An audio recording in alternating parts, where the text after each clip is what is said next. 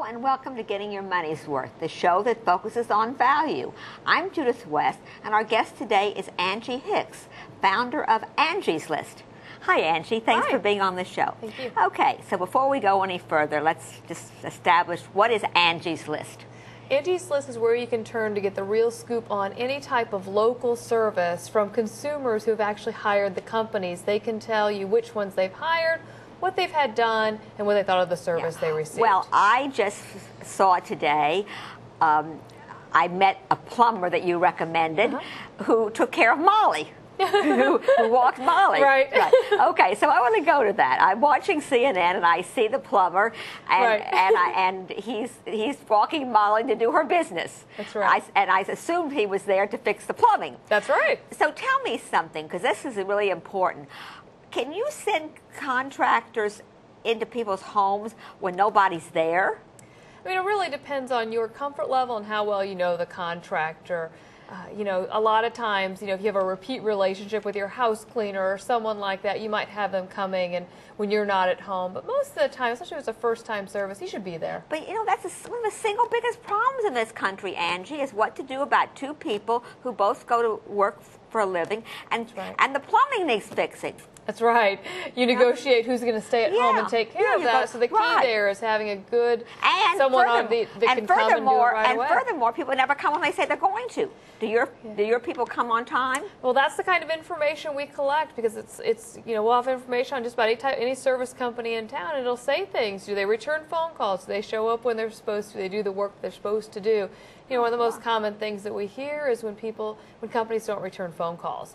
And, you know, from a consumer standpoint, on your to-do list today might have just been, I need to get a call into a remodeler so that I can get this project going. So you have a master Rolodex.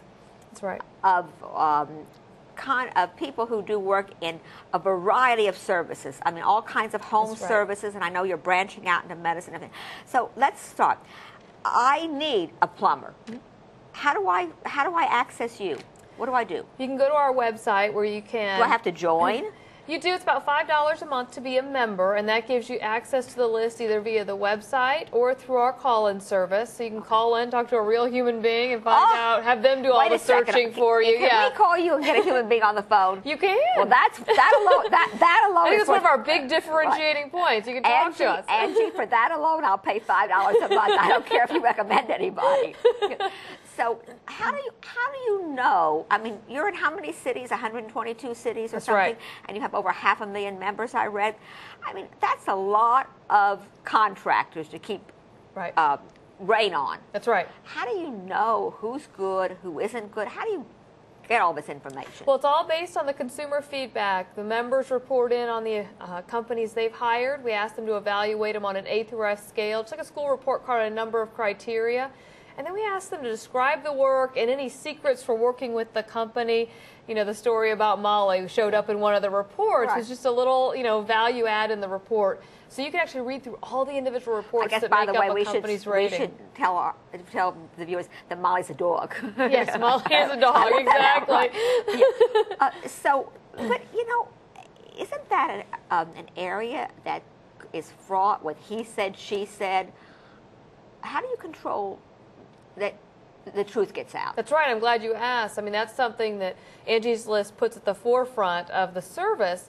We've been in this business for about 13 years, and integrity of that data is number one. You can get tons of information out there. If you're just out there looking, and then you just have to question, well, do I believe it? You know, especially on the internet today, you can get all kinds of information that you. And how do you filter through it? Exactly. That's exactly right. So, you know, a few things that we do to protect that data. One, we don't let people report anonymously. You can't just create a username and password and start reporting. So that gives tons of accountability to the information. We also limit the number of times you can report on a specific company in a given amount of time. So you can't sit there and stack the deck for your house cleaner. So you can't have an axe to grind against XYZ. And we also attempt to make the site very fair. We allow companies to respond to the reports. Doesn't change the report in any way, but there's always two sides to a story, and that way you can see both sides and make your own decision as to which side you agree with. Yeah.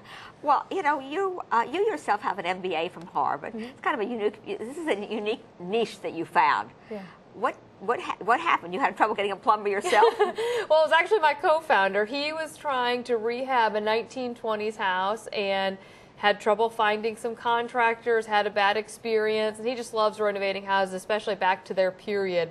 And so it was just a love for him. And what we discovered was people just have a hard time networking and sharing information. You rely on the advertisements of the service companies, and if they have an ad in the phone book, does that mean they're good?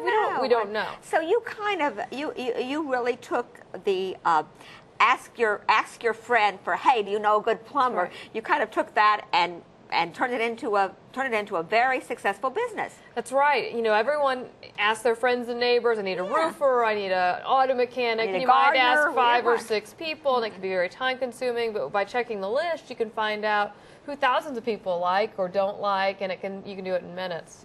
Okay, now you're branching out and into a field that seems to me like certainly needed, but seems to me like it's pretty shaky grounds. Now you're branching out into the medical profession. It's doctors, lawyers, pharmacists, and insurance companies. Right. Tell that you have to tell me about. Sure. We just started collecting ratings on the medical field a couple of weeks ago. On doctors specifically? Doctors, hospitals, urgent care centers, pharmacies, and the time is right. Oh yeah. Absolutely. Consumers are controlling much more of the dollars they're spending on medical care. What kind of questions are you asking people? We're asking questions tailored to the medical field. So we'll ask. So let's just take a doctor, an internist, or a cardiologist. Some popular field. What do you ask? So we'll ask questions about just their general care, responsiveness and punctuality and things like that. Then we get into specific questions about medical in particular. Whether the staff was able to answer your questions in a timely fashion. Did you have to go in multiple times? Just general questions that relate to your medical care. And even down to things like, was your appointment honored? That's right. Was your appointment honored? Oh boy, that really makes me mad. I mean, did they handle the payment with the insurance company well and for you? And the assumption is that you're working, you take time off, that you've got nothing better to do but sit around and wait for them, so they can overschedule their time. Right. I mean, that's a no-no on your list, isn't it?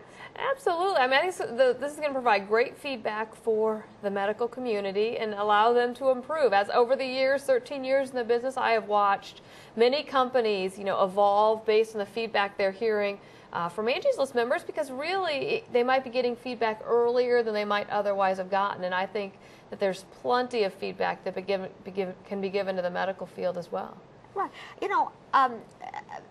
And to your point, I think maybe, Angie, a lot of people who run companies, or maybe the doctors and they're cloistered back in their office, don't realize necessarily what's going on in their front office.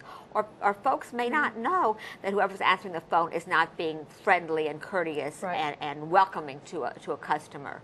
That's right. And, I've seen that over the years. I've seen situations where, a company might have hired a new employee and they weren't as good as they thought they were, and you might see grades start to slip because of it, but they've been able to rectify the problem and get their grades turned right back around. So again, an early indicator of potential problems or successes for that matter. Exactly. And I was kind of amused when I read about another area in which you have a popular list, the wedding list. That's right. I was surprised to read that the average wedding is $30,000. Yes, that's a big number. That's a big number, Angie. That's right, and we collect ratings on any type of wedding planning type of category, whether it be reception halls, caterers, florists, wedding gown shops. And I've read some horror stories about photographers that don't produce the photographs and bands that don't show up. Right. Yeah. How have weddings changed? Weddings have changed over the years. I mean, they've become much more thematic these days than they were. People are getting much more creative with their weddings, whether they be themed like a sports theme or like a birthday party almost. I mean, they're coming to, they're not doing just the traditional. They're taking a lot more into the personality of the bride and groom. And I read where you said too that you noticed a big change in how much the groom is involved. Right. 10, 15 years ago, this was very much the bride's planning the wedding and her mother, exactly. And now It's much more, grooms and brides are doing the planning together, and I think part of it is just our society's a lot busier, and the planning a wedding is not a small feat, so they're sharing the responsibility. Right. And also, I think that more and more the folks are getting married a little bit older in life. Right. More and more people are sharing the expense too. And That's right. That's right. A lot of bride and grooms are paying for the weddings themselves. And not just leaving it for them. So, in some, there's a lot of categories. Household. We touched on wedding. Right. We touched on medical, and now you're even. And I know Earth Day's around the corner. You're even concerned with the environment. That's right. There's green building has become quite the buzz in the last year. What is green building? A lot of people are thinking about remodeling their house to be more environmentally friendly, whether it be the type of appliances they're putting in, making their homes more energy efficient, to the types of things they're using in their yard to make it more friendly, for the environment. So how do you help in that area? You have tips? We do. We're also have just started. We're going to start allowing. We're going to put indicators on the company sites who are LEED certified, which means they've been certified in green building practices, so that you can find contractors that are experienced in the area as well. Oh wow, you're really becoming post 21st century. That's right. Yeah, okay, so let's go back to the Angie's List that I know of. In fact, I've cut your ads out of the paper. Sure. For a start, to get going and to try out, go to the website. That's right. Join and plug in what you want, and then when you get a name, and then what do? You call up and say, "I found you from Angie's List." That's right. Because the companies pay attention to their ratings.